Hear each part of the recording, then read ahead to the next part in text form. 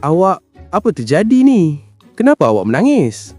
Sebenarnya, ada seorang lelaki berbaju kuning merampas semua harta saya. Aku rasa kan, mesti dia tu.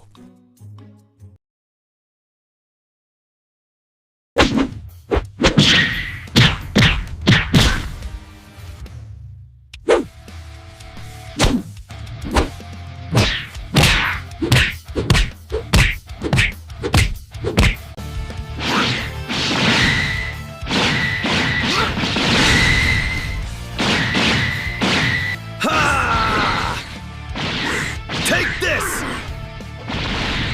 You will fall. Kau kenapa tiba-tiba serang aku dekat sini? Aku tak sangka kau berani macam ni. Kau ada kacau seorang kawan perempuan kita masa bertahun-tahun dan kau hilangkan diri.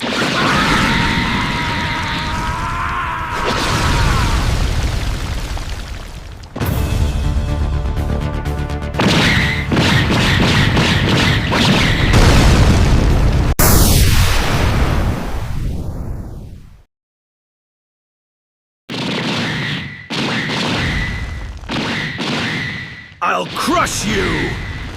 Kekal, jangan ubah apa-apa.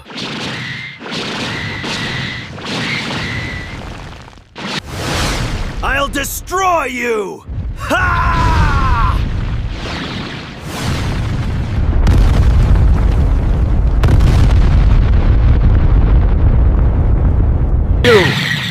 Alamak.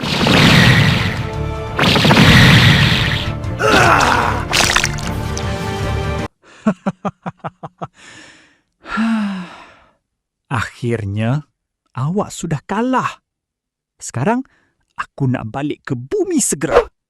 Hello korang. Cerita kali ni agak menjadi tak rasa-rasanya. Berhari jugalah aku buat. Dan aku nak berterima kasih kepada korang telah menonton video-video yang aku upload.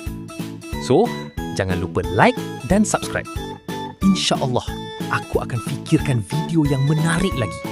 Stay tuned.